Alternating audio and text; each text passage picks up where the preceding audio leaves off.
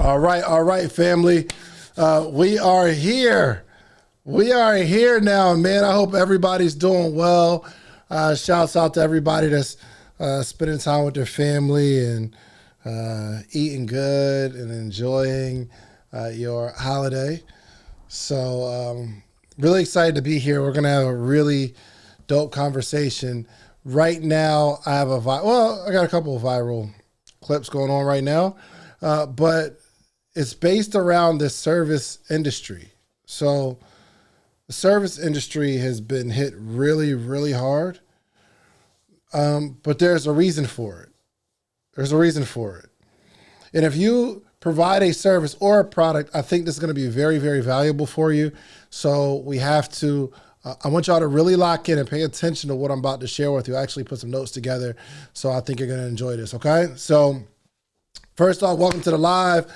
Today we're going to talk about something that everybody is feeling, but nobody's really breaking down in facts and have stats behind it. We just feel it. We feel what's happening. But what's happening is everything costs way too much. If y'all agree with that, real quick, what's up, Poverty SAR 3823? If y'all are feeling that, what I'm saying, it just feels like everything costs too much. We don't know why. It's like, yo, God, why does everything cost so much? Everything. Haircuts, nails, food, oil changes, DoorDash, even tipping feels like it's a bill. I don't know if y'all go to the strip club or not, but I can imagine there's some inflation there. They used to give out ones. I don't know if they give it out like fives now. Well, you get like, yo, can you change out this 100? They give you fives. All right, I'm sorry. Let's just stay focused. Here's the crazy part. And do me a favor. If you are in here, please just let me know where you're calling in from, where you're watching from. That would be valuable to me because I want to know where y'all at. So we're going to talk together. All right. But it is a problem. It is a problem. But here's what's crazy. Although us consumers are feeling like everything is overpriced, service providers feel underpaid. And guess what? Both sides are right. Consumers feel everything is overpriced, but the people that are providing the service, they feel underpaid. And both sides are correct. The math is broken. The whole system is broken. And if you're an entrepreneur, this is either the worst time to be in business for you, or it's the best opportunity you've ever seen, depending on how you move. There's some good news here. What's up, Baton Rouge in the building, Mount Vernon, Phoenix in the house. What's the weather like in Phoenix over there? Brooklyn? Zoo, shame on you. I like that. Tennessee, what's happening? Yes, the math is broken. So we're going deep, y'all. So I'm talking about history, economics, business strategy, even consumer psychology, which is very, very important. And I'm going to be giving you actionable steps you need if you want to actually survive and grow a business in this new economy that we're in. Okay. Inglewood, what's up? Sacktown, Sacramento, what's good? So let's, before we start arguing about stuff, okay? I know some of y'all are ready to fight for the barbers in the last text based off the post that's going on right now. But we're going to start with a very simple truth. Everybody's pockets are tired. Us as clients, we feel there's a squeeze. And we don't want to pay the money. Business owners feel squeezed too. And this whole service industry is a bubble that's about to pop. And it's real. It's here. And literally everybody's hustling out here. All right. So don't worry. I'm not here to preach doom and gloom.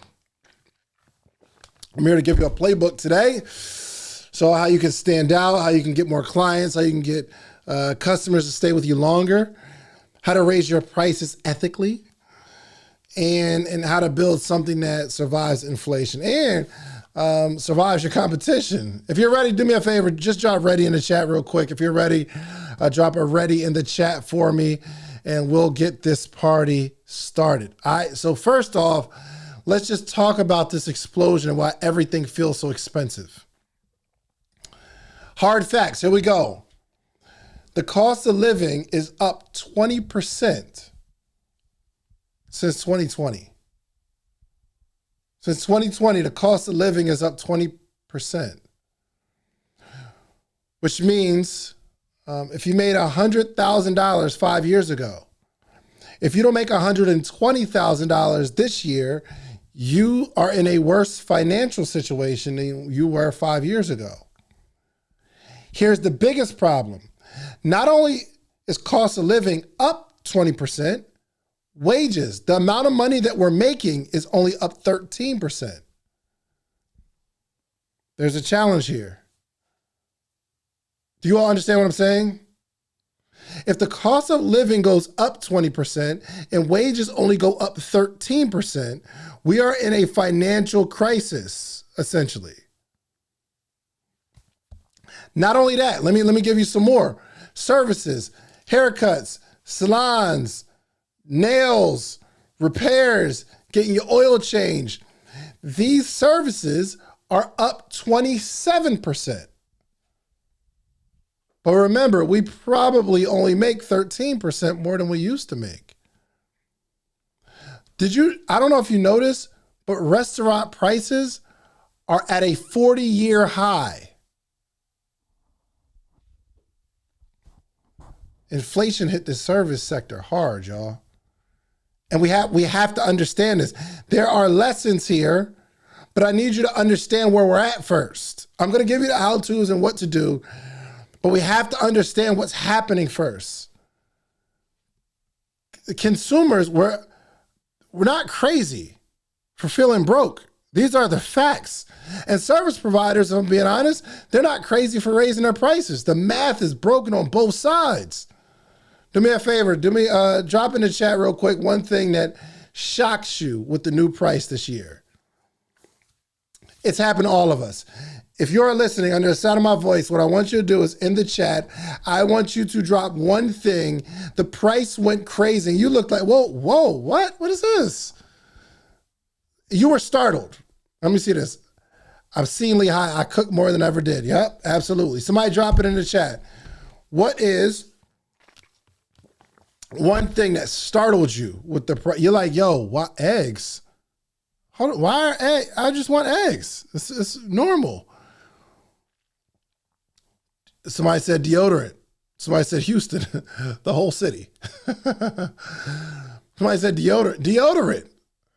Golly, breads, eggs, absolutely. It's nuts out here. But people aren't raising their prices just to be raising their prices, okay? And I'm going to go through that, okay? So let's talk about this real quick. The barber, beauty, service bubble, which is the most emotional industry. Not that the people in it are emotional, but it's an emotional tie right here. Because we want to show up our best, but there's a frustration that it's more difficult. So the average haircut in 2019 was $22. Average haircut, $22 in 2019. The average haircut in 2024 was somewhere between $33 and $45 plus. Nail services are up 35%. Lash extensions are up 18 to 25%. And what a time for my baby to turn 15 years old and start caring about nails and lashes. Golly. I take her to get her nails done. I'm like, yo, it's how much? Girl, you 15. You got little nails. You got little hands. Why? In my mind, you're a child. But these services are up. Here's the big problem, though. Client frequency is down from every two to 3 weeks to every 4 to 6 weeks. We have a problem here. Okay. I'm trying to take this slow so we understand where we're at, so we can understand both sides of what's happening. If you normally, let's just say as a barber, I'm cutting my client's hair every 2 to 3 weeks. They come back every 2 to 3 weeks. That's twice a month. I can rely on this client. But because of inflation with groceries going up, oil changes going up, all this stuff is going up, I can't go every 2 to 3 weeks. I have to go every 4 to 6 weeks. Not because I don't like my barber, only because I got to stretch it out. And I got to go get some clippers to make sure I get myself straight in between cuts. But the problem is, for a service provider, that's a 33 to 50% drop in income. Now, what if all of my clients are doing that? We have a big problem. So the service providers, they're raising their prices to survive, but the customers are reducing their visits to survive. We have a problem. If we don't know the problem, we can't solve it. So I'm not saying that people are bad for raising their prices. I know the post that I made is kind of jarring, but I understand. Service providers raise their prices so that they can eat, but customers are reducing their visits so that they can eat. And since I'm on the customer side, that part was more real for me. I'm like, golly, these prices are crazy. And then I'm seeing all these barbers and technicians and hairstylists. They're saying, yo, no, I got to raise my prices so that I can eat. We both just want to eat. So if the beauty professionals are losing repeat frequency, I mean, I understand. You got to raise your prices to the ones that are dedicated so that things balance out. Do me a favor real quick. What's the highest you've ever paid for grooming? Whether it's hair, nails. Somebody give me an example in the chat.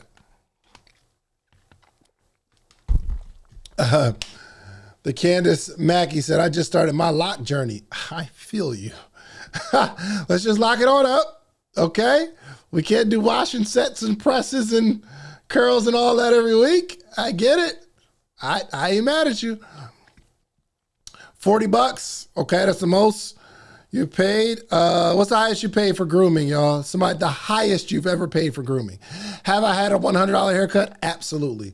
I needed it last minute. Come to my house, cut me up. I'll pay that. No problem. $120 for nails and brows. Golly, love that. Woo! $125 for the nails and brows. Jay Mills said $45. Yikes. $120 for nails and toes.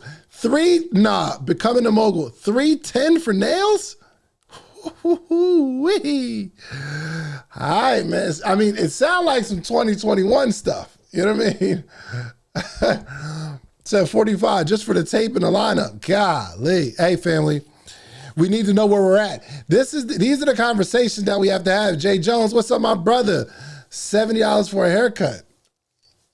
And it's extenuating circumstances.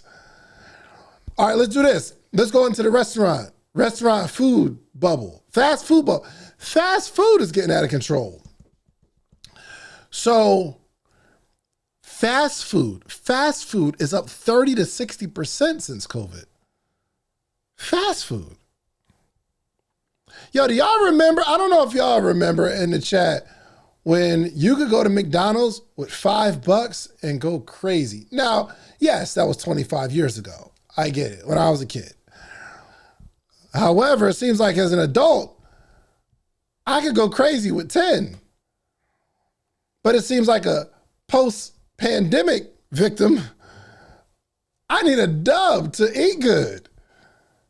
Fast food is up 30 to 60%. I'm not talking about a steakhouse where they got to import the finest of steaks. I'm talking about fast food. A McDonald's meal is going to run you $13, and that's not even real food. Goodness, great. $60 fast food for the family, $170 Uber Eats, fam, easy. Eat, yo, Chipotle, Chick-fil-A, Starbucks, everybody raised their price. Man, them little 6 nuggets in the Chick-fil-A box, come on, bro. Yo, you can walk out of McDonald's spending a dub if you want a little milkshake. Golly. Yo, tip inflation. I don't know if y'all see it. When you go to, okay, let's just talk about not sitting down at a restaurant. But when you go to buy something from a cashier, it asks you, do you want to give 25% as a tip? What? Why would I? And I come from the service industry, so I feel my family. I get y'all. I'm with it, and I'm glad it's so. But very rarely do I hit that little 20. You gotta be a shining star. And the person, when you're just picking up food, it ain't a whole lot of engagement anyway. But I still feel the pressure because I come from the service industry. I gotta hit the little 20. But golly, when did 25% of the meal? All right.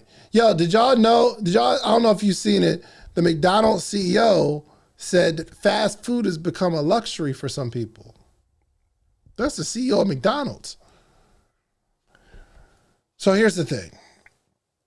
Restaurants aren't all profiting, right? It's not just, they're just raising their prices to raise their prices. Rent, labor, insurance, ingredients, and all of that stuff takes into consideration. So it's not that they're just paying, they're not just charging more money because I feel like I want to charge more money, but because their costs rise, we have to pass that expense on to the end consumer, which makes people go in the house and cook more. But even if you're cooking more, what's happening at the grocery store? Think about this. This is economics, family. Has anyone recently been like shocked at the prices at a fast food spot? Okay, do me a favor. Throw it in the chat real quick. When you consider tipping, let's just start there. I know I'm throwing a lot at y'all in the chat. When you consider tipping, how do you approach tipping? How do you approach a tip?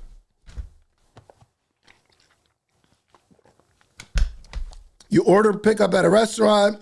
The lady at the front desk says, "Oh, this is what's your name? Cool. What's your?"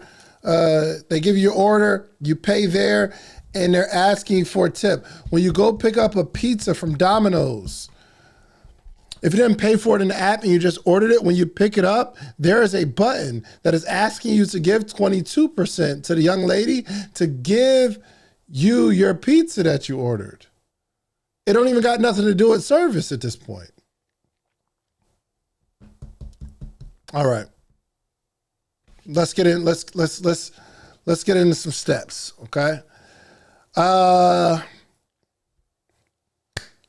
15% of service is bad. I feel like I'm at a 20%. I'm at a 20% at least because that's what I expected when I was working at the Cheesecake Factory and I never let go of my roots. But to pick up some ice cream after I order, it's just nobody getting a tip from a pickup order. You didn't do anything. Golly. Jay Scrod. Pickup 0%. I don't tip for pickups, but I typically tip 20% when service are received. Cool. Yeah, you know what? Even in a restaurant, they frown and they turn their nose up at the 20% these days. And that was the ultimate goal when I was working at the Cheesecake Factory as a server. Let me get that 20 about you. If I get the 20, I win. All right. So let's talk about this real quick, okay?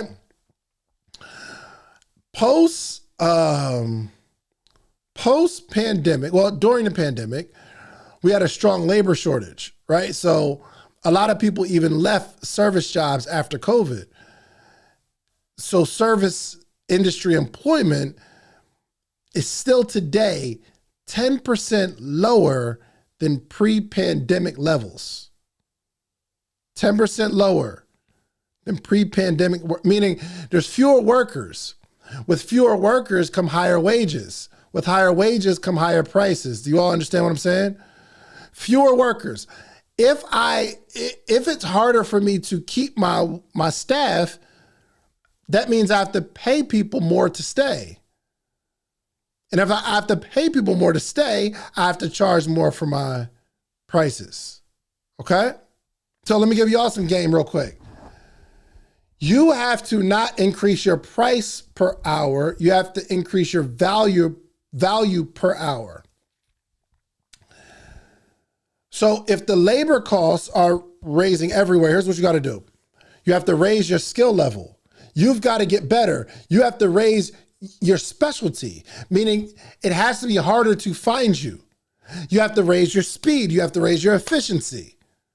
If you want to keep a job, you have to be really good skill-wise. You have to offer something that's not easy to find. You have to do it quickly, and you have to do it efficiently. I'm telling you, as an entrepreneur myself, I value skill set, specialty, speed, and efficiency. If I can find you anywhere, and when I say you, I'm talking about if I can find what you do, I can't pay you much. Unfortunately, you're going to have to offer something.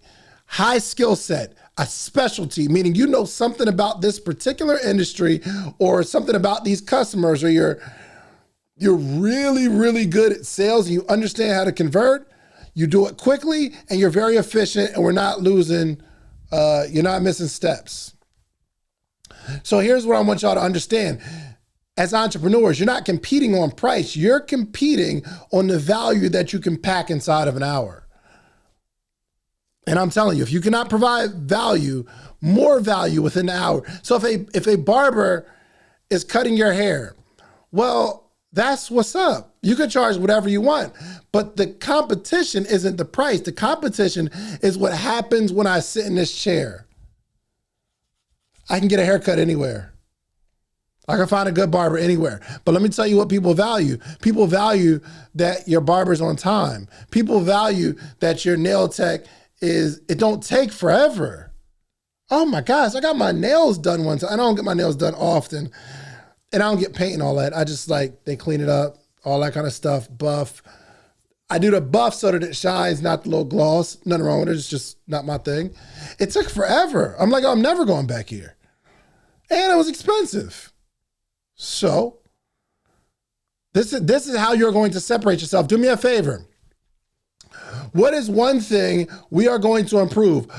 If we only had to pick one, now we have to pick all of them, but for right now, if we only had to pick one, what do we need to get better? Skill set, specialty, speed, or efficiency? Skill set, specialty, speed, or efficiency. Which one do you think you can improve right now to run your bag up? To build your business? Which one? Which one? Me personally, I'm working on specialty. I want to be able to do something that not everybody's doing. I want to be able to offer. So more and more people are coming to me to help me build out their podcast studios. Anybody can do construction, but not everybody understands how to run the business. Not everybody knows how to monetize it. Not everybody knows how to build all the elements that need to be in a room to grow. So specialty is what I'm focused on. Okay. So Levette says efficiency, becoming a mogul, skill set. Candace says speed. Skill set, speed, specialty. Good. Okay. We have to take this into consideration. We are not competing on value. We're not competing on price in an hour. We're competing on the value that we can pack inside the hour for our customers and clients. Here's my second point. Rent and overhead absolutely exploded. Commercial rents up 16% nationally and 30 to 50% in major cities. So I understand these service providers. If you have a practice and you're building out a business and you have rent, you've got to raise your prices 30 to 50%. Why? Because in major cities, your rent is 30 to 50%. I get it. Insurance, electricity, it all goes up. So here's what we got to do. You have to shift your business toward digital, mobile, or home-based models until the overhead becomes affordable again. Do y'all think it'll ever be affordable again? Do you think typically when prices go up, they don't come down? I have a hard time believing that the price of eggs will ever come down. It only goes up. It might hold its price for a little bit. You may see sales here and there, but the base value, it's going to be very difficult for it to come down. So because we understand that if you have a physical building, if the cost is going up, well, We got to shift to some sort of digital model. Is it mobile? Can I come to you? And guess what? People are paying for the convenience. And you say, well, I would have to charge more. Well, maybe you don't have to charge more. Maybe you can charge a little less. Why? Because you're not sitting in your salon suite or you're sitting in your barber shop waiting for customers to come. But on this app, it might cost you a little more gas, but things will balance. Mobile barbering, virtual consultations, online courses, digital products, written shares or suites instead of a full salon. Listen, I sent in an offer to buy this building, and the building is a good price on the building, getting a good price on the building. And the way I'm structuring it is I will have a 4.5% interest rate, interest only for 5 years on the other 40% because I'm putting down 60%. I'd rather give you the cash now so that I have low overhead. But what will that allow me to do? Because my numbers aren't going up. When I open this content creation studio, my second one, when I open this content creation studio, I can charge lower prices and at high value. And I can afford to do lower prices. Why? Because I'm not renting a space that's going to go up 4% every year. I'm thinking through how I can combat what's going on in the economy. People still need to create content because they know that content will save their business. But I have to consider the space that we're in. Listen, this conversation is so valuable because I need you to understand where we are. Because if you don't understand where we are, you'll never be able to map out where you're going. You'll just be frustrated and confused. Y'all, supplies and materials have skyrocketed. Whether it's clipper blades or gloves or dyes or cleaning supplies, those things are up 25 to 60%. If you're a restaurateur, food ingredients are up 30%. I'm a partner in a restaurant and they talk about it all the time. Bruh, food costs is up 30%. Shipping costs 40 to 50%. So people that were doing free shipping, they can't do it anymore. Why? Because it's costing me more on the back end. Or I can do free shipping because I added that on the front end of the costs. How do we combat that? Well, you could just buy supplies in bulk, and you have to really start building relationships with your wholesalers. You got to start building relationships. Somebody put it in the chat, relationships. Hey, hold on real quick. Can y'all please just hit that little like button for me one time? For the one time, hit that little like button. Hit that little like button for me. It don't even cost you nothing. I'm not even asking you to give me a super chat because times are hard. You know what I mean? But if you could just hit that like button, it don't cost you nothing. It's free.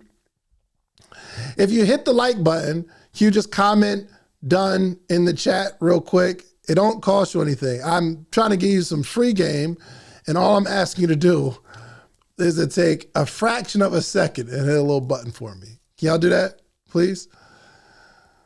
There's a bunch of people on here, and some of us just not going to do it. Can you hit the like button? Just comment done after you hit the like button, please. If you got your baby in your hand right now and you're listening to this, just try to wiggle over there and just hit that little like button for your boy. I appreciate that. I love y'all, family. This is awesome. I appreciate it. Photo booth, man, what up, my brother? Shayla, Levette, thank you so much. Daryl Thomas, appreciate you for hitting that like button. Fred, thank you so much. Your free game has been fire. Awesome, thank you. Moamora. I like that name. Done. Thank you so much. Trey the Trainer, thank you so much. I appreciate that, y'all. Mr. Health and Wellness, T-Dub Official, thank you so much for hitting that like button. I appreciate it. It helps because when y'all hit the like button after this is over, it sends it to more people because it shows that people actually like this. So that's the way you can support me, and I'll get my money from YouTube ads on the back end. Cool? All right, so here we go. We got to start building relationships with the wholesalers. You can find like local distributors or form some sort of group buying co-ops. So let's say, for instance, and this is for someone that's a true leader. If I have a restaurant, I probably know other restaurant owners. What I would do is I would build a relationship with the suppliers of ketchup, let's just say. All of these restaurants that I know buy ketchup. And what I would do is say, yo, we are in a squeeze right now. Ketchup is, I don't know, $3. If we all buy together, I'm going to create a master account. This distributor said, if I get my order up to this number, we can start paying, instead of $3, we can start paying $2.25. So I'm putting all of us in a group chat like, yo, do not go to Kroger or do not go to your current wholesaler and buy that ketchup. I got you. We are putting together a community where we all need to buy together. You can also start negotiating current supply contracts. So whatever you're doing, you need to call back and say, yo, we need to renegotiate this. You might save 10 to 20% just by smarter purchasing. You might save 10 to 20% just by building a relationship. Just by putting it all together, you can save 10 to 20%. Every percent matters. So listen, y'all, one thing I do understand is that demand also fluctuates. So if you are experiencing that your customers are cutting down the amount of time they come to you because of economic pressures, or your frequency drops, the frequency in which people come in every industry is declining right now. Whether you're a trainer, you have a restaurant, salon owner, nail, the frequency is dropping, meaning it's fewer repeat visitors, which means we have a smaller income base. What do? Some of us probably need to build in some sort of frequency system. Most entrepreneurs have no plan for client retention. So what we could do is create a membership. I saw this one dude that had the barber membership, which was $150 a month. Now, maybe it's $150 a month is too low, but it could be a good price, because what I understand is if it's $150 a month, not everybody's coming all 4 weeks if you get 4 cuts. Or we do $150 a month, have it on recurring, and it's 3. You get 3 visits. You can ration those 3 out however you want to do that. Let's have some sort of frequency system. And I don't know what it's going to be in your industry. Somebody put a 1 in the chat if you could think of a way to create some sort of membership or some sort of weekly, bi-weekly package. Here's another way. Even if people aren't on automatic, maybe you can create some sort of automated rebooking reminder. Some people don't do it because they're so stressed out with all the things in this world that they just forgot to think about your particular service. Or some sort of loyalty rewards. Somebody throw a 1 in the chat if you could think of a way to get people to come back more frequently. Put a 1 in the chat. So the problem isn't always getting new clients. Sometimes it's the inconsistency of the old ones. This is how we are going to save our businesses, family. We have to think. How can I get the person to come back more often? Maybe it's a simple reminder. Maybe it's a simple reminder. Text message that goes out. You build out some sort of text system. Hey,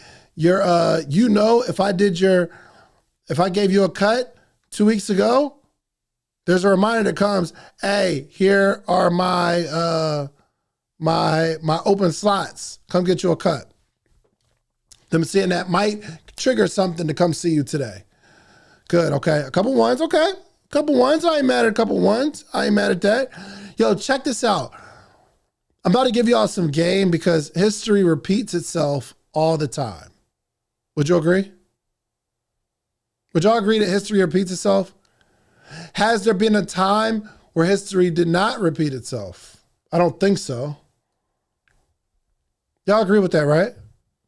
Listen to this. This is not the first time that we've been experiencing what we're experiencing. Price bubbles always happen. And guess what? There's always a correction. If we study what's happened historically from a price bubble perspective, we can see how this thing is going to play out. Shot Levette says, a rebooking reminder tool really helps boost return visits without adding a burden of manpower. Come on, talk to me. Talk to me. I love that. So check this out. After World War II, inflation hit. Service inflation jumped somewhere between 9 and 20% for services after World War II.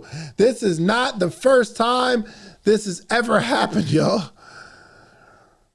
We got to study history, because if history repeats itself, we just need to find out what they did in that time frame to circumnavigate inflation.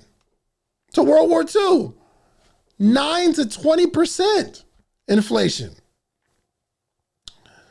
So what we need to do is study how businesses became efficient after crisis. Pandemic, crisis. It affects our economics after the crisis, and we got to figure out what's going to happen. So a lot of companies, what they did was they cut out all the fluffy stuff that they had. I got 100 products. I got 20 products. I'm cutting out the products that don't sell, and I'm focusing more on the core offers.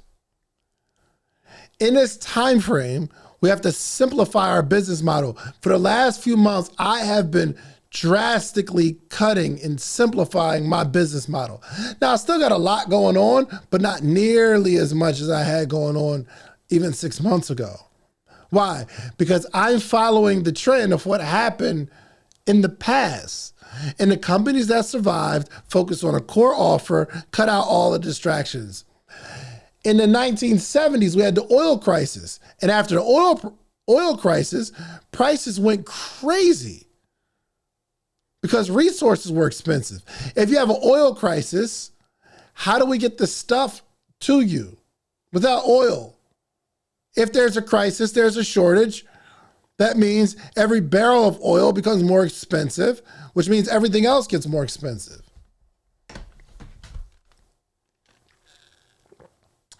Here's what we're going to have to do. We have to reduce the dependency on, what's the word I'm looking for? On volatile resources. Volatile resources. Okay. How can we say this? You have to use tools that require fewer consumables. Okay. Okay. So we have a clippers that require batteries. Guess what? Batteries become more expensive, which means we need to get clippers that don't have batteries. They need to plug up to the wall and use them joints. It may be a little more inconvenient. You might have that cord going on your customer's shoulder, but hey, I got to do what I got to do because everything costs. We got to start reducing waste. We got to figure out a way to stop wasting so much. So if you're a restaurant, there's some things that don't sell. Get them off the menu because you're throwing that stuff away. It's costing you. Or we could streamline the services. I saw a video today. Walmart is doing their very best to compete with Amazon. And what they were saying was it used to be a 10-step process for when someone orders something, 10 steps between the order and when Walmart gets the order in. Like to get it to you from Walmart to you, there was 10 steps in between. And I just saw that they reduced it to 5. They streamlined the process. Some of us need to sell digital offers that doesn't cost anything to deliver. It doesn't cost you anything. Okay. If I am a nail tech, what I'm doing is I'm going to put together some sort of PDF that allows that educates you on how to care for your nails or your hand or your skin or whatever. And I'm going to start selling that.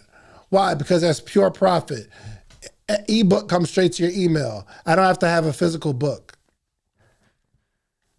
You understand? So these are the things that happen during this oil crisis, because that consumable product, if me getting the thing is based on that, that price goes up and down. It cuts into my profit every single day. We had to streamline the process and cut out as much fluff as possible. What about 2008 when we had the housing crisis? Nasty. The way people survived was they cut spending on non-essentials. I recently went through all of my bank statements and I cut off all the things that were non-essential. Okay. Okay. So I'm going to be 100% honest with you all. Okay. I have done well in my life financially. I'm doing okay. I'm not set forever. I still have to work. I still appreciate if y'all send me like a super chat. Them $3 do something. I ain't gonna lie to you. But check this out. Right now, in my household, we do not have Netflix. Okay? We don't have Netflix. How much is Netflix, y'all? Can somebody help me out real quick so I don't just start making up numbers? How much is Netflix? How much is it? We don't have it right now in our house. Not because there's nothing good on Netflix, but because it's a non-essential. So Netflix is $20. That's $20 I'm not paying. Bro, through the pandemic, and I got kids, we got Netflix, Hulu, Amazon Prime, I think. We got Disney Plus. We got all this stuff. We got all this stuff. I said, let's cut it. And I'm like, yo, babe, when the last time we watched a Netflix movie? She's like, I can't even remember it. Let's cut it off. Can I, where I'm at in my life, yo, first off, shouts out to You Got Props for that $199. Young Pro, I appreciate that, big dog. That $199 means something, because you're saying that I'm offering you some sort of value and you're willing to sow into me like I'm sowing into you. And I appreciate that more than you know, family. Thank you, thank you, thank you. Come on, look, man, I get 10 more of them. We might cut that Netflix off for the month. You never know. But I'm at a point in my life where I can pay the $20. But if I cut this 20 and I cut that 20 and I cut $13 over here and I cut $40 over here and I cut $50 over here and listen, it adds up. I recently went through all of my accounts and realized all the fluff that I was spending. In 2008, the way a lot of people got over that is they cut spending on non-essential stuff. Can me and my wife order DoorDash every day? Absolutely. But I shut it off in my household. I said, Dre, we don't do DoorDash anymore. We was ordering DoorDash every day.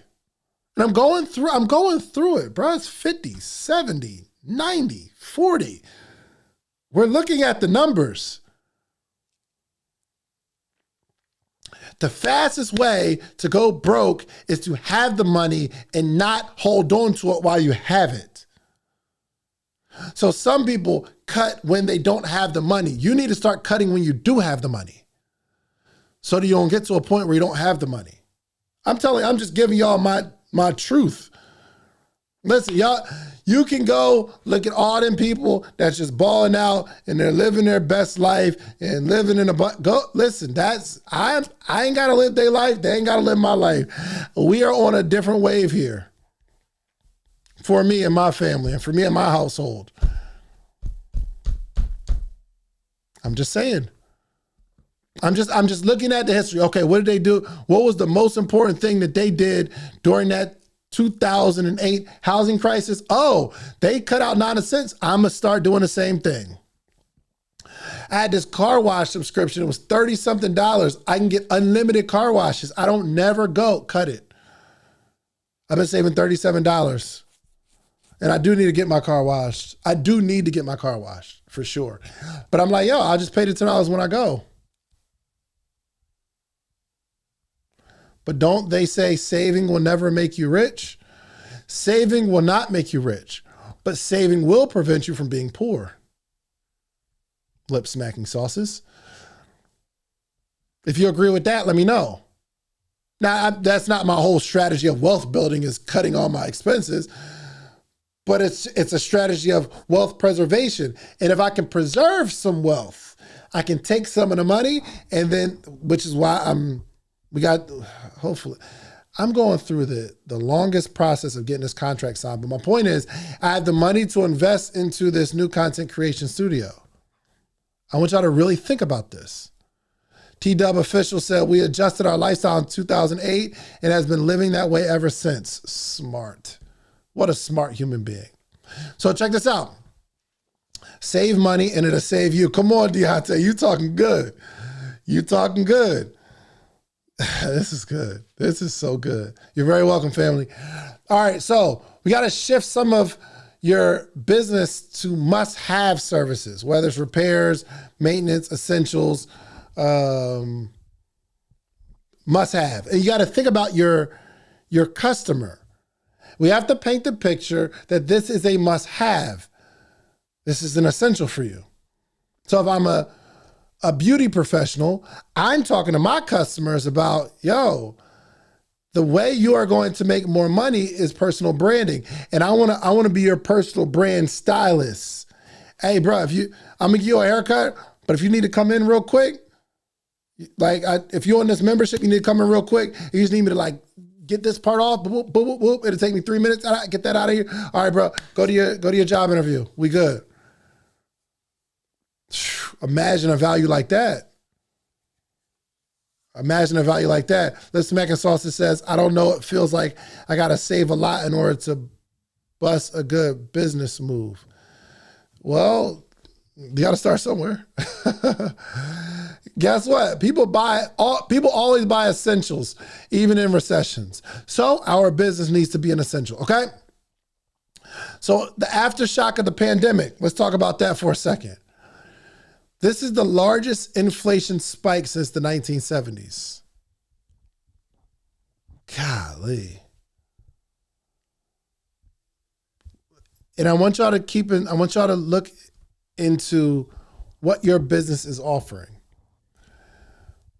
We need to build a business model with flexibility and remote delivery in this space that we're in right now. If another crisis hits, you just keep on earning. There needs to be some sort of value. The way we're positioning, like I'm building out this next studio, this is a business essential. How do you build a business without content creation? And if everybody's overcharging, I will come up with a system that's more of a done for you. So what I've offered, and we got a couple people book it in now. This is really, really cool. I said, bro, you can come into the studio for 2 hours for $300, high quality content, cameras that look like this, audio sounds great, lighting, we got the studio. You can come in and create as much content as you want for 2 hours for $300. You can create content for the month for the $300. But how are we going to do this? Well, we set up a system where it's done for you. Now, I'm already in the studio, so obviously you got to book between these hours that we're at the studio. Me and my team's in the studio. So we can set up the camera, set up the light, set up the mic, make sure it's cool. You go in there in that room, we are going to hit record, and you go do your thing. Don't nobody got to be there. Now, if you have an issue, you're like, oh, yo, can you change the camera angle? Yo, we there. Just knock on the door, boop. Okay, yeah, we'll change the camera angle. No problem. Takes a second. But it's extremely automated. So imagine, we got 3 rooms. Well, 4 rooms, really. And let's just say every room has 2 bookings a day. Let's just say we get, for round numbers, 10 bookings a day. That's $3,000 a day. I have a plan. I have a plan. $3,000 a day, $15,000 a week. If we just do the 5 days, that's 60 grand a month where people are recording their own content. It doesn't cost me anything. I want y'all to think about that for a second. Okay, hey, can y'all just put this in the chat? Is that a great deal if you can come in and you're great quality content, video, audio, lighting, you can change your clothes, you can start creating all your content. You get 2 whole hours to yourself for $300. Is that good? What do y'all think? What do y'all think? Throw it in the chat. I just want to make sure that this business model is resonating. And some people, if it's not resonating, let me know. So we might have to change it up a little bit. But most people was like, yo, my gosh, 300. When I put it in my stories, my man Doug was like, yo, you're missing a 0 on the end of that. He said, why isn't it 3,000? Well, I have a plan. So somebody talk to me about, what do y'all think about that? I just need to know real quick. Okay, excellent. Okay, cool. Absolutely. Take some of the decision fatigue away. Absolutely. Good. Okay, here we go. Here's the playbook on how to build a profitable service business in this economy. Here we go. There's a completely actionable step. We went through foundation, history. We went through a lot of stuff, all right? So take this note, and I want y'all to write this in the chat, okay? Differentiate or die. Differentiate or die. Okay? Put it in the chat. Differentiate or die. This is the name of the game. Differentiate or die. 76% of customers buy based on perceived uniqueness. 76% of customers, clients, consumers buy based on perceived uniqueness, which means you need to build out a signature offer. What about a 10-minute fade, barbers? A 10-minute fade. Come on, Tequila, for that $1.99 super chat with the gratitude, love. I appreciate that. Let's just, man, hold on. Let me just, wow, throw that up there, right there, right there. I appreciate that. Throw you up there. Let me get my other super chat too, man. I appreciate the love, man. Come on. With the super chat, I am grateful. Y'all have no idea. Y'all have no idea. I am super grateful for this super chat. I'm operating at a level of gratitude, just how you are. So hopefully this helps you. And that seed that you just sowed into what I'm doing, I know it's going to grow 100-fold. That's love. All right. So we need to create some sort of signature offer. What I just shared with you all is what we're building out as a signature offer. Not sure, as long as you know how to leverage it. I say, yeah, cool. Absolutely. So we need to create some sort of unique grooming experience, or, a custom consultation process, something like that. There needs to be something unique. A unique offer eliminates price shopping. Think about that. A unique offer will completely eliminate price shopping, because where else are you going to get it from? Do y'all know we got a community called the Morning Meetup? And when I'm telling y'all this stuff, I'm not telling you because I read it in a book somewhere and I'm just trying to pass off knowledge to you.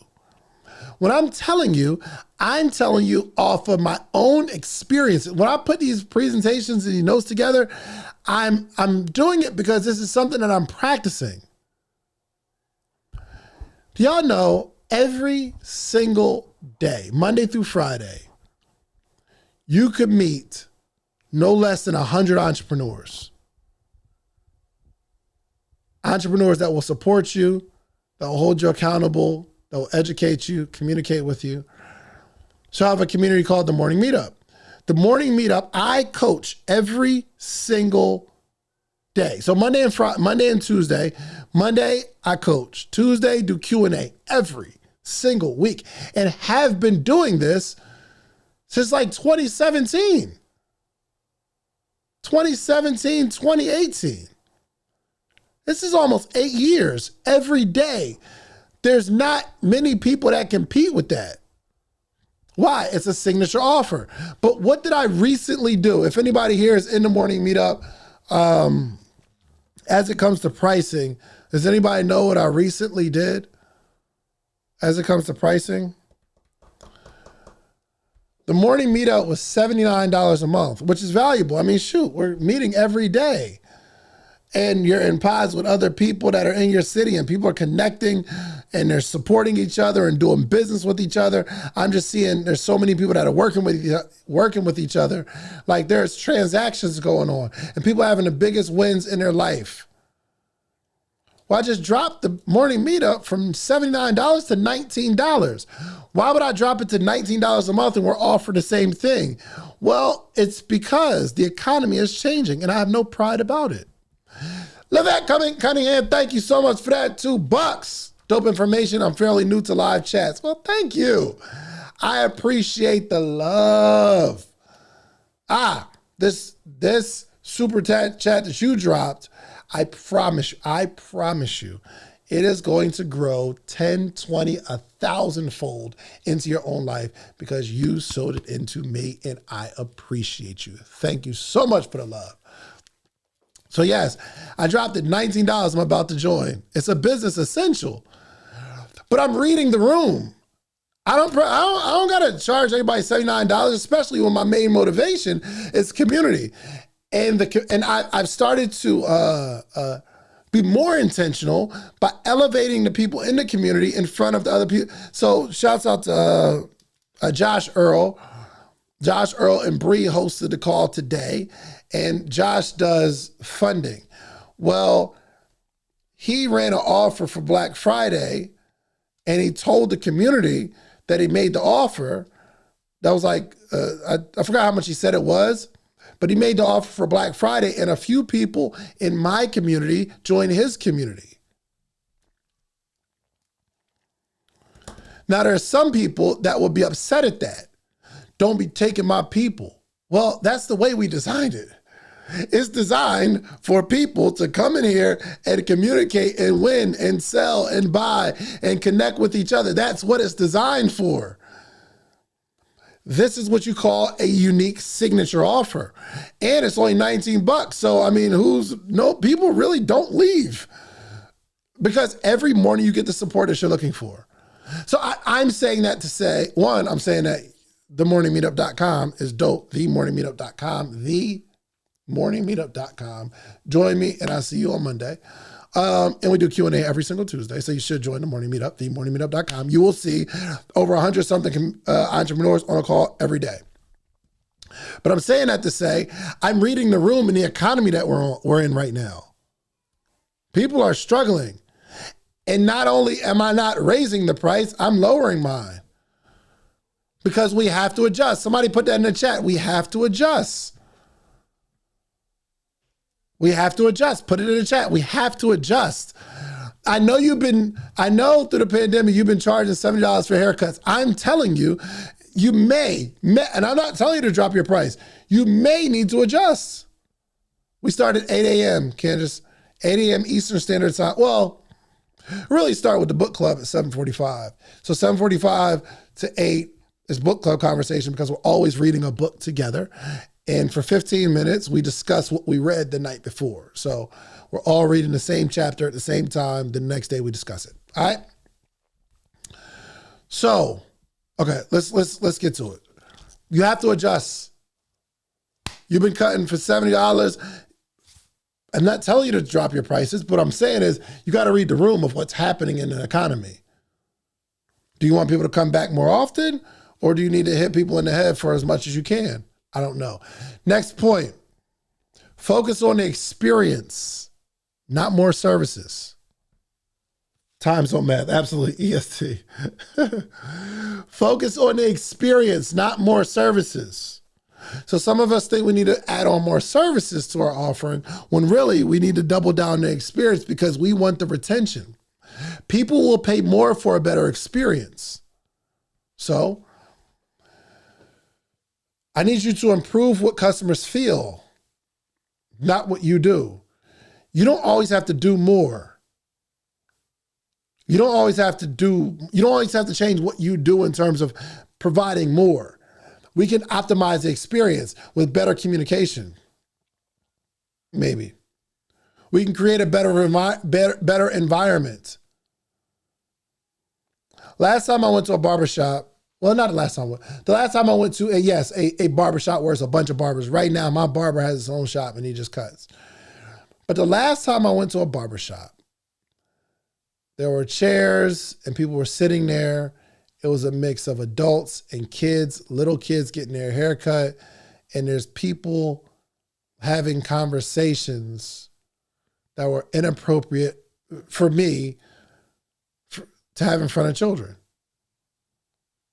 The music that was playing was inappropriate for children. If I was there with my child, at this time I didn't have kids, but if I was there with my child, I would have left. This all goes into experience. Ask me if I want some water. Water costs you what, 70 cents if you buy in bulk? Just ask me. Everybody won't even take the water. But if I need some water, let me get some. Get the little cup, the little bottles. 40 cents, maybe. Add your personal touch. Do some client follow-up. Small details equate to big retention. Small details. After I left the Cheesecake Factory, I opened a kiosk in the mall. And if anybody, listen, there's thousands of customers that have come through over that time frame. If anybody remembers me when I was working at the mall, they will tell you about this kiosk experience. We called it the kiosk experience because when you come, we're going to have conversations about entrepreneurship, goals, dreams, all that stuff every time. We're going to have these conversations. Because my goal wasn't to sell you a t-shirt. My goal is to get you to leave and talk about me. My goal is when you are having a tough day, you come to the mall, you might not have $1 in your pocket, but you will come talk to me. And we created an environment. And when other people see other people at this kiosk, other people that don't know what's going on, come over and they join the conversation and they buy. It was an experience. Okay. Yes. We have to adjust. Let's do it. Small details equate to retention. That is the takeaway. All right. So next, I want you to focus on increasing repeat frequency. What's really important in business is the lifetime value of a customer, meaning your money comes from repeat customers, not new ones. You don't want to keep chasing a new customer. If you have a restaurant, your goal is to get to know those people so that they come back and put your restaurant in their budget every single week instead of finding a new person to come every week. It's valuable because if you can create that repeat frequency, you can start creating a solid little baseline of customers and start predicting your income. So what can we do? We can create some sort of rebooking rhythm. Pre-book every client before they leave. If you are a service provider, pre-book their appointment before they leave. Now, this doesn't sell me anything, but I have Invisalign. I don't have them right now. But every time I leave, they book my next appointment. If my barber cut my hair, and I was a frequent barber shop goer, I'm not frequently, but if I'm a frequent barbershop goer, I am going to when I leave, my barber should be like, yo, what's the next thing you got coming up? When next time you going out? Oh, I got this thing coming up next week. Yeah, you want to book your appointment before then? He'd make a lot more money. Also, you can offer frequency discounts. We all love a good discount, as Black Friday is showing us. People are willing to go into debt for holidays. I'm about to drop this video called Canceling Christmas and why we should cancel Christmas. It doesn't have anything to do with your religious beliefs or some sort of faith or whatever. It has everything to do with the fact that, did you know that 40% of people expect to go into debt for the holiday season? They're walking into the slaughterhouse willingly, just so they can make somebody happy that they ain't really talked to all year like that. There's another conversation for another day. But my point is, people love a discount. So let's incentivize them to come back on a regular basis because you'll get a discount. You can send reminder automations, sell packages, things of that nature, okay? Another point, I think we can learn one new skill every 90 days. Sales, content creation, storytelling, pricing. There's something that you're frustrated with or something that you're not getting a lot of results from right now. Do me a favor. Throw it in the chat. Just subscribe. Great information you're sharing. Thank you so much. E the man Williams. I'm probably saying it wrong. I apologize, but E. Williams. I appreciate the love, family. I appreciate that. Pick a skill that immediately increases your income. What is a skill that will immediately, somebody put it in the chat. What is a skill that immediately will increase your income? Is it content creation? Is it AI automation? Y'all know what I did yesterday? I sat down in front of a laptop and I ran a YouTube ad. I never did it before, but I want to learn the art of marketing. So think about this. If we are content creators, that means the content is the product. Am I right? Am I right? If you're a content creator, we all have something to sell. We create content and the content becomes the product itself, essentially, because the better the product is, meaning the content, the more money we'll make. But we only really make money when more people are exposed to this great content that we create. Well, I'm trying something for the first time where I'm going to put some money behind some content where YouTube's not going to pay you for views that you paid to get. They're not, right? However, the more people are engaging with your content, you might have paid for that customer. You'll also get organic traffic because YouTube says, oh, these people are engaging with this content. Let me show it to somebody else. Or maybe I paid to get a person to watch it. That person starts sharing it on their other platforms and it starts to grow that way. So I'm trying something new. I'm trying a skill set where I'm looking at the content as a product. And if I had a product, I would want to run ads. What is a skill set that will immediately increase your income right now? I need you to consider that. Yep, Candace says content creation and getting more people to know that I am here, have something you can use. Absolutely. So it doesn't always have to be organic. We may take great pride in organic. I built a very organic following, but imagine if I'd have marketed, not only through Instagram posts, but through ads. Grant writing, absolutely. Good stuff, good stuff. All right, next. You have to build a content engine. This is very important. We are in 2025, walking into 2026. You have to build an engine, a system of creating content. Most service professionals are invisible. Marketing, absolutely. Programming, Arduino. Not sure what that is. Yep. Most service professionals are invisible. And we're relying on people to give word of mouth, which works sometime, not often. Which means we have to start putting out more content. Can somebody just put this, if you are going to commit to this, post daily. Post daily. Post daily.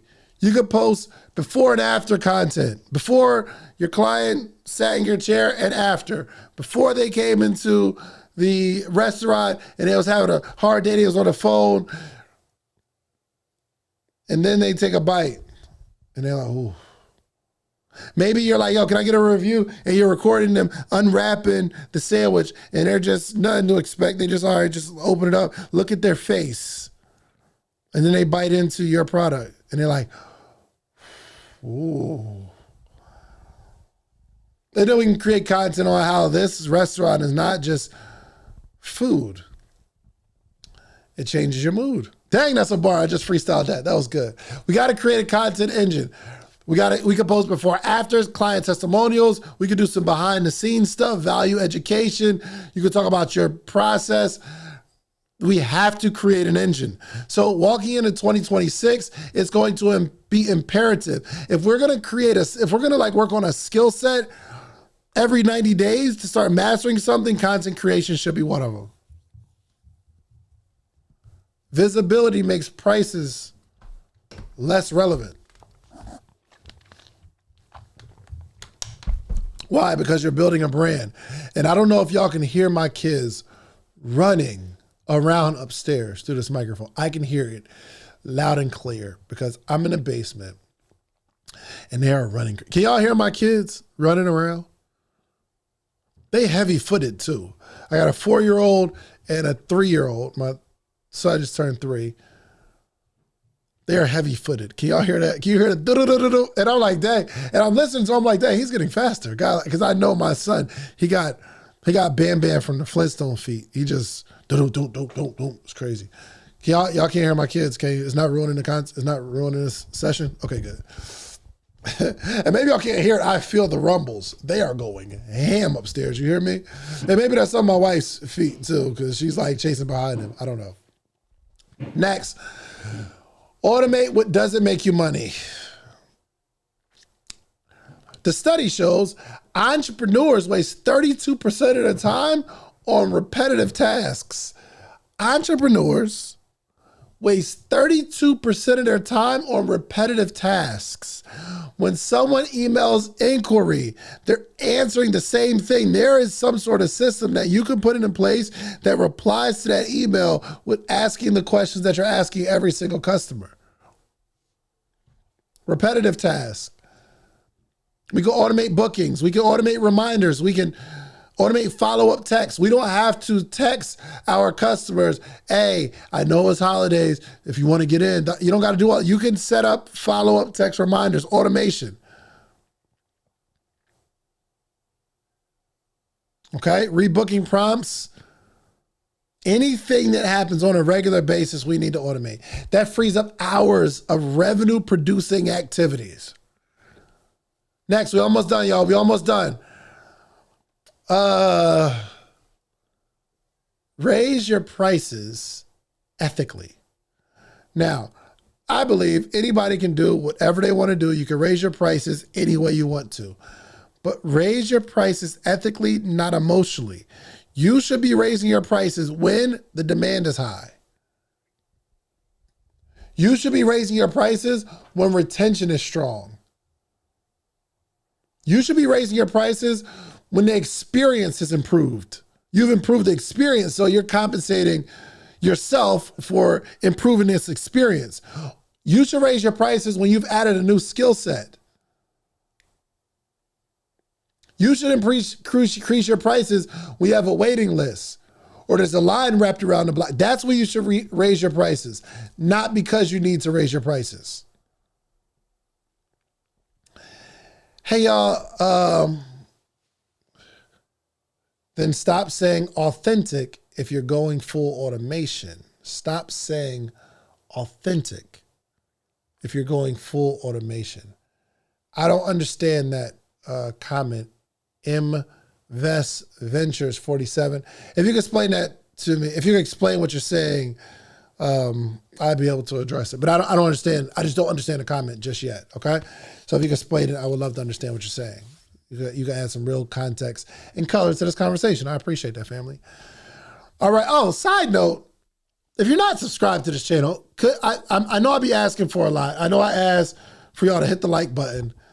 And it may take a lot out of you, okay? But just if you could hit that little like button, that really helps me. It's free. It doesn't cost you anything. And also hit the subscribe button so you know when I'm going live. And I only go live when I have something valuable to share, okay? I promise you, I will only go live when I have something valuable to share. I will not spam you. I'm not salesy. I don't do none of that stuff. I only go live when I have something offered. Well, I guess I'm selling because you need to go into morning meetup. And we got podcast something coming up. But hit that like button, please. And if you're not subscribed to the channel, just hit subscribe. And if you've either liked this video or you hit the subscribe button, just hit done. And if you did both, comment both. I appreciate that. All right. The real issue. People aren't making enough money because the median income dropped 2.3%. I miss free for me too. So I'm getting back to the Fridays. It's the same theme, and I probably need to give the same name again. But yes, cool. All right, here we go. Thank you so much, Invest Ventures 47. Appreciate that, family. Okay, we need to make more money. How do we make more money? Start a side service or a skill that monetizes quickly. We need to make some money right now. The fastest growing skills you can learn in under 30 days, let me show you. Photography, editing, social media management, mobile services. This is for the person that's trying to figure out what I can do. Let me show you how to make more money in addition to your job. These are the fastest growing skills that will take you 30 days. Pick up a camera.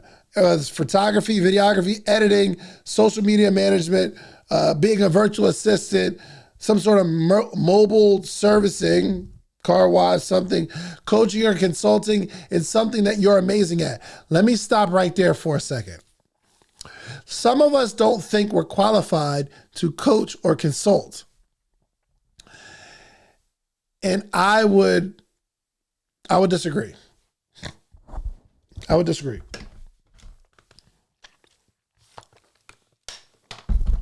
There is somebody that is listening to this right now. And you're saying, I never really made any money in business. So how am I going to consult someone? I've never built anything significant in terms of a brand. I don't have any followers. Let me tell y'all something. There is a single mother right now who understands how to manage their kids. And they're putting together some sort of system that makes their life a lot easier. On the other end, there's a mother who is struggling because they don't know how to put structure around their life and their kids. However, that mother who's got it all figured out with them 4 kids and nobody ever gets it figured out, but you got a system and a process and you run your house like the military. You run your house like a machine. You can coach or consult. Let me tell you a quick story. I was talking about an issue that I was having. I was having an issue where, and I don't know if y'all know this, but one of the, I don't like saying it like this, but there's only one way of saying it. Okay. Hey, can y'all just promise not to judge me when y'all hear what I'm about to say? Okay. It's a real thing. One of, not the main reason. One of, it was a small reason, but it's an important reason. One of the reasons I got married. Y'all want to know one of the reasons I got married? It's far down on the list of reasons I got married, but it's on my list. What do y'all think it is? What do you think one of the reasons I got married is? Can somebody share that with me? What do y'all think? Just take a guess. What are 7 years ago, I married my bride. And one of the reasons is important to me. It's not a major reason, but it's a reason. Okay. And please don't judge me. I'm being my authentic self, and we spent some time together, y'all, in this time, in this live, this hour, some minutes. So I feel like I can share some things with y'all. Okay. One of the reasons I got married is so that I can make love to my wife without going to hell. I can have sex without being out of the will of God. Okay? All right? Do you understand? I'm going somewhere at this point. All right, it was an important read. It was it was bottom of the list. Okay, it's not the most important thing. However, I like having sex with my wife. And I ain't want to be out, you know what I mean? Like, I want to be married because the Bible says I need to be married, and that's my belief. Anyway, I'm having a major issue, though. There's a major issue with that, though. I'm going somewhere, y'all. Please, just bear with me. Just bear with me. We had an issue. And I couldn't have one of those marriage benefits. Okay. Why? Because we just had a daughter and our child slept in our bed, which drastically messes up the groove. I don't know if anybody y'all ever experienced that, but when your kids sleep in your bed, you love your babies, you know what I mean? But I could not get these kids out of my bed. My wife could not get the kids out of the bed. We got them a whole nice room and everything. We just couldn't do it. Point being, this one young lady said, "Oh, I got you. I can give you a formula. I can give you a way to get your kids out of your bed. So what you got to do, she created this whole little list. You got to give them a bath. Then you got to have a dance party, and you have a little dance party with them. It tires them out, but you got to get them on a routine. And there was like all these steps in here. And I said, yo, this is good. This is good. This is really good. Because this is a major issue. My kids are haters. They block it. I like what's happening here. My point is, she understood how to do it. Now, how much do y'all think I would pay someone to coach and consult? I don't care how many followers you got. I don't care if you're an entrepreneur. I don't care if you make 6 figures a year in your business. I don't care about no client testimonials. I don't care about how good your website is. I don't care about the content that you create. There is a problem that you can solve for me, and you can coach and consult me in this way. My point is, there's somebody here that has figured out that part, and there's somebody who has a problem. And if you can coach and consult on something that you are naturally good at, that can help someone else, you can get to the bag. See that? Dance party with the kids leads to dance party with wifey. Absolutely. 100%.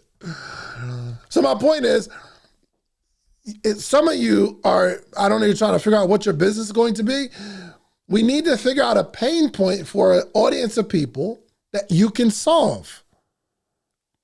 If you know how to do it, you can relieve some people of some pain, you can make some money. All right? All right. Whew. All right, man, y'all did good. Oh, so investors, for your comment, let me go back to it and let me read it real quick. It says, a lot of entrepreneurs say they're bringing an authentic experience to their customers, yet they've created a cookie cutter automated experience for the customers. Some things shouldn't be automated. I feel that. You're right. Some things shouldn't be automated, but some things have to be automated so that it makes it easier for them to have the experience. So you can't automate the haircut, but you can automate the booking process, the reminders, the things of that nature, because the automated reminder is just reminding you to come get this experience. So you don't automate the cut, you don't automate the hot towel setup, you don't automate you actually offering them some water, you don't automate authentic conversation, you don't automate remembering significant things in their life, but all the things that you do on a repeated basis, automate it. but you also have to consider, you're right, the human element, because AI is going crazy. So yeah, we're on the same page of that. Good comment, bro. All right. Oh man. What am I doing here? I think, I have a lot more to share, but I think we went through enough. I think we did. I think we did enough. I will save the rest of this for part 2 because we already been here it's almost been an hour and a half. This is awesome. All right, so man, hopefully, let me give a shout out to all my super chats. You got the props. Gave me a super chat of $1.99, and I appreciate that, family. Thank you. Tequila Jarrett with the $1.99 super chat, simply for gratitude, and I appreciate you. Thank you. And also, Levette Cunningham put a $2 because of dope information. I'm fairly new to live chats. Well, welcome, and I'm glad I can give you this experience. So, as we come to a close, y'all, and if you have any questions in a comment, I'll do what I can to answer some questions. And in a couple weeks, I'm going to be able to bring y'all up where you can just comment. You could do it right now. Hey, try this real quick. Because I had this automated, what was it? Hey, hold on now. Hold on. And I've been talking to Candace all day. $5. Thank you. See you Monday morning. Oh, and you in the morning meetup. Shout out to you. Oh, that's love. Thank you. I really appreciate that. Thank you for the love. Now, do me a favor, drop a 1 in the chat if you want to join this live. You can join it from your phone because there's like a little link. There's a little link. I could actually, I might be able to. If y'all want to try this out, you can join my live right now. Try that real quick. And let me see if it works. All right, do me a favor. Click that link. And I had was it Social Proof Hotline? It was something else that I set up before. Click that link and you can actually come in virtually from your phone, whatever. Let me see. Social Proof Hotline. Was it that? It was something. That's probably not it. Oh, that is it. So if you just go to socialproofhotline.com, hold on. Let's see. Is this going to work today? All right. Hold on. Hey, what's up, man? I'm so excited to see you. Can you hear me? You got to turn muted in sound levels. You have to, hold on. Give me a second. Let me see if I can, this is so exciting. Hold on. Let me see if I can get your audio right. Muted, unmute. All right, can you hear me? Yeah. All right, cool. Hey, that's okay. We here now. Hey, in the chat, can y'all just tell me if there's an echo or anything like that? I will bring you up next. Just make sure. How's it sound? Let me know. Oh, so we here. What's up, family? What's up, brother? Man, I am incredible, bro. I am incredible. How can I help you? Man, I just want to know, man, in the journey of automating, how do you keep that authentic approach? How do you keep the authenticity consistent when you're automating? That's the biggest thing for me. Yeah. What's your business? What I do is I work with entrepreneurs in Cleveland, Ohio, or sometimes outside of Cleveland, Ohio, to build their IP portfolio. Okay.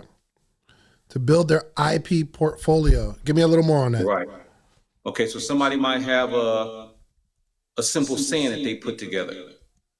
Well, what I understand about that saying is it's not just a saying, because Michael Buffer understood that Muhammad Ali saying rumble, young man, rumble was not just a saying. It was actually, let's get ready to rumble, which is now $1 billion phrase. Yeah. So I help entrepreneurs who say things understand that they should put it in the copyright field. Got it.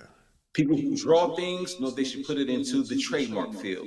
People Got who it. create things know they should put it in the patent field.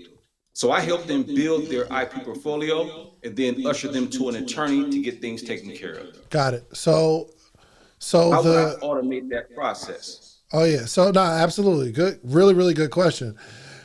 So when you get on the phone with somebody, you're gonna ask them uh, pretty much the same questions because you got to gather information. You got to get data, Right. right? You got to ask them, okay, what's the thing you're trying to trademark? Da da da. There's a bunch of questions that you ask the same questions. So when someone onboards, you don't have to spend time asking the questions. Just send them a list of questions that you need that's going to help accelerate the conversation when y'all do jump on the phone. That doesn't take any authenticity away. It actually saves the client time. Well, see, and that's the thing because it's different. So just let's use James Todd Smith, LL Cool J, as an example. Yep. So for years, LL Cool J, who also took something from Muhammad Ali used to say, "I'm the greatest of all times." Mm-hmm. So just being a fly on, pulling him aside, saying, "Hey, LL, I know you're always saying that you the GOAT. Why don't you trademark that and turn it into something?" Right? Yep. I can't automate having that conversation with him or saying, what are you trying to trademark? Because it's just something that he says that he doesn't even know he's saying. Yeah, but what I'm saying is if a customer is coming to you, they're coming to you for a Right. reason, right? Right. So the question is, why are you coming here? Like what is the you have to try to anticipate as much as possible what your client is going to ask you in as many formats as possible. So when somebody comes to the studio, Anticipation. say it again. So you're saying anticipation is key For for me. sure, for sure. So in Gotcha. Gotcha. your questionnaire, it might Hmm. not even apply to everybody. Then you just don't make those fields mandatory. So they can skip that, Right. skip that. So when you get it, it's like, oh, I see what you're trying to do. You want to automate this phrase. Why do you want to automate this phrase? Cool. And before you even get on a line with them, you can research what's going on. So when you come back, it's like, oh, I looked at the phrase. It cuts out so much time. That's Hmm. valuable time that you could be spending finding these other clients. Right. So That's we good shit. automate what we can because the sauce, the authenticity is the relationship and conversation that you are going to have. You're not going to automate that. Right. And I'm gonna tell you this, like even as you're talking, I know you got trademark attorneys. You should automate. I mean, you should trademark, automate what we can. Right there. That's a trademark for the tech world as it revolves into automation. So you could take that, automate what we can, and you could trademark that. You can do the automatewhatwecan.com, and then you can go sell that to a company. You don't have to hold it yourself. Mm-hmm. You could put it under Dave Shands Holdings, and you can sell that off to a company that deals with automation that needs a catchphrase like "Just Do It." Oh, no So doubt. Like you should own and operate, automate what we can right now. That should be one of the things that you hold in your portfolio to sell off 5 years from now or give to your daughters I for them love to it. sell off 10 years from now. I love it. So Look, that's how it works for me. Automate what we can. Just I love imagine it. that. Just say Verizon, and they're trying to go into the automation space. Automate what we can. I Right love there. that. That's a trademark Right. all day long. Unfortunately, we're talking about it right now, so somebody probably do it right now. But family, drop your links to your content, or I'm sorry, your contact, just in case anybody that's watching this wants to connect with you. Okay. What you I got? don't know how to do that, but I'm saying no. Just tell everybody, how they can get in touch with you. or you can find me on LinkedIn. If you go to LinkedIn, you type in Otta Ideal Farm LLC, you'll find me on LinkedIn. There we go. There we go. I appreciate you joining the live, man. Appreciate you, family. Appreciate you, man. All Yeah, yeah, right, yeah. let's All get it. right, brother. All right. Okay. We bringing people into the live. Okay. I don't got time. I got a lot of time. If y'all want to, who's next? I'll bring in one more person. If there's some way that I can serve you in question asking, you just want to have a conversation real quick, I will bring you in. All you have to do is go to socialproofhotline.com, socialproofhotline.com. If y'all don't call in, I just want to do it right now and I can get off on live. Can you text? All right. No other questions, comments, concerns? All right. So now that I know we can do this, we can anticipate like what's that. This is dope. Okay. So lastly, so one, if you like to be a part of the morning meetup, go to themorningmeetup.com. It's only $19 for the month, and we have these conversations every day. So my morning meetup family, if you hear, we talk like this every single day. Every Monday, then I do Q&A on Tuesdays. Really safe space to grow, but also December 8th is my birthday.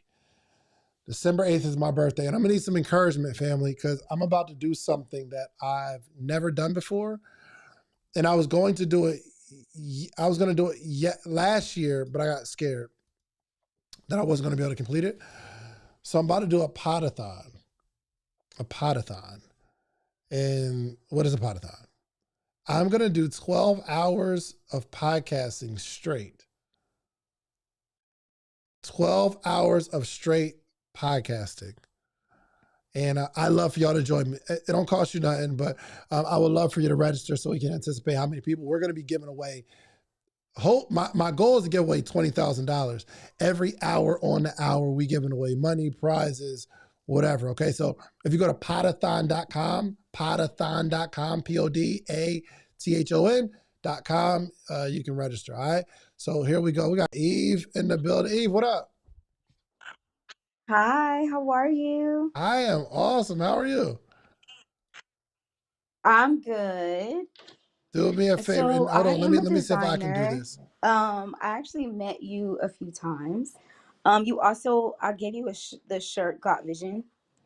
Oh yeah. We was at InvestFest. Ye- yes, so I'm a Definitely. designer. And so I guess like my question is being a designer, obviously that's like something personal. And I also do like customs. Um, Besides just like kind of getting on social media, like how would you say, I guess I'm in the midst of like building my community and like really finding out how I can do that more. I actually like what you were saying, as far as like when you were at the kiosk and stuff like that and like having that experience. So I guess that's really my question. I usually vend stuff like in LA, like really dope pop-up shops, but just to add something like as a takeaway, as something like you said they can remember you by, what would you say for like someone who has a clothing line? Yeah, how to go about that? Okay, I want to get a little more clarity on the question because I'm not 100% sure what the question is. Is it how to build community around the clothing line? Yeah, and to like, I guess like as far as the experience, because I seen how you were saying like you were at the kiosk, Hmm. and kind of like talking to them, having more conversation and dialogue, which kind of, I guess in a way can now consider them as community once they leave. But how can I kind of like branch that? Like, say you come and you get an experience, and now maybe I do have something for you to kind of take for later, if that Yeah, makes sense, or a way I can now kind of like, okay, well, I guess it's not a service. I can't say, hey, you want to book a service, but what can I kind of do to kind of like make them come back again, if that makes sense? I got you. I think we do have to reverse engineer the business model itself. So are we only Hmm. making money from the t-shirts now? Yeah, and like customize, like designing. Yep. So we got to think about what the end goal is, and then Mhm. what the problem is that we're solving. Is the end goal to sell more T-shirts, or is the end goal to make more money? To make more money, Okay. not just the t-shirts. So Yeah. we don't necessarily need to hang on to just the T-shirts. We need to create a business model that allows people to pay us more money than just a T-shirt sale. But the way we Okay. start as a like entrepreneurship is not about selling a product or a service. Entrepreneurship is about solving a problem. So what I'd like for you to do is to sit down and think about a problem that you could solve. With the t-shirts, do we solve a problem? Do we solve a problem or just sell a product? I think maybe we do both, only because like with the Got Vision shirt, I was kind of just pushing like people who were kind of stagnant or people who just didn't know, you know what I mean? Like asking yourself that question, like what is your vision? Do What does that we look for solve a you? Look like for problem you? or do we sell a product? No, I don't know yet. Maybe just a product at the moment. And that's okay. Right now, we sell Yeah. a product, a t-shirt with a cool phrase on it. But we have to consider, what is a problem that we want to solve? What is the problem that your clients are going through? Procrastination, maybe. Procrastination. So maybe Hmm. one, we're vending, so that's how we make money in person. But the major business model is helping people get over procrastination. Maybe it's an accountability group. Yeah, I had this dope business idea that I wanted to do one time, but I just know I'm never going to do it. Where someone tells me their goals and I put them on a schedule and I remind them of what they said they were going to do. Oh wow. It's just a call. I don't know how long that would take. So how long, I mean, how valuable is it for me to help someone hit their goals? Let's just say $100 a month. Well, can I send a text message or call you every single Monday for $100 a month? Maybe. I mean, I might spend the whole Monday calling people and I might get 30 calls in, but 30 people paying $100 a month is $3,000. And that's only on one day. Right. Hey, I know you said you weren't going. You was going to the gym at 4 o'clock. Are you still going? And they give you a bunch of excuses. Hey, no more excuses. You keep saying you're going to do this. You know, last week you gave me an excuse why you didn't go, right? All right, cool. Get Right. to it. I'm hanging up on you. Boom. Now that might take all of 15 seconds. And how many calls could you make on a Monday? Maybe 100. 100 people times $100 is $1,000 or $10,000 every single month to work one day a week. But this is us thinking of a business model to solve a problem, Right. not sell a product. So you've been selling your shirts because you've been selling your shirts. But if the ultimate goal is to make money, it's going to be difficult to make a bunch of money from selling shirts in this day and time that we're in right now. You understand? Right. Because anybody can go on a website and put up a design and they have their own t-shirt line. Mm-hmm. It wasn't like this 10 years ago when I started or 15 years ago when I started. But we're here now. Okay. So, Got you. so think about a problem that you want to solve, come up with a business model that solves the problem, and then we can start building that, okay? Got you. Let's Appreciate you. go. Thank you so I much. appreciate you, and that shirt was dope. Keep it up. Thank you. Thank you. No Appreciate you. problem. All right, let everybody know how they can get a shirt. So my brand is called Raw Vision. The website is rawvisionbrand.com. We're on TikTok, Instagram, and I'm working on my YouTube right now. Actually just uploading like the events that I'm going to, which I guess will actually help with the idea of procrastination and just showing people like just getting up on a day to day as an entrepreneur is a big deal, but I mean, you have to do it. So I guess that being uploaded would also help as well. So yeah, you guys can find me on Instagram, rawvisionbrand.com. Love it. Love it. Good stuff. Thank Best you of luck so with everything, much. okay? Thanks, you too. All right. Bye. Bye. All right, family. I love y'all so much. I'm about to go hang out with my kids. Go take them to the movies or something. Hang out with the family, man. I love y'all. Thank y'all so much for the support. And you don't know it, and I know you might be thinking, man, this is a really good live. And y'all been on here for mad long. You're like, yo, I just gave you some value. But you all are supporting me in a way that it's hard for me to explain, because my true passion is ushering people into entrepreneurship. I've had so many years in the game, and I've helped so many people in their business, and it's fulfilling to me. So the fact that there's an audience of people on here that are willing to listen to me as I share information, and y'all are talking back and forth in the chat, and y'all hit the like button, and some of y'all subscribe, and some of y'all join the morning meetup, and some of y'all gonna be on the podathon. It really, really fulfills me. Cherry on top, I get to see y'all. I could bring you into my live, and I could see you face to face. Oh my gosh, my day is full. So I love y'all so much. I want nothing but the best for you. Share this out with a few people if it was valuable to you.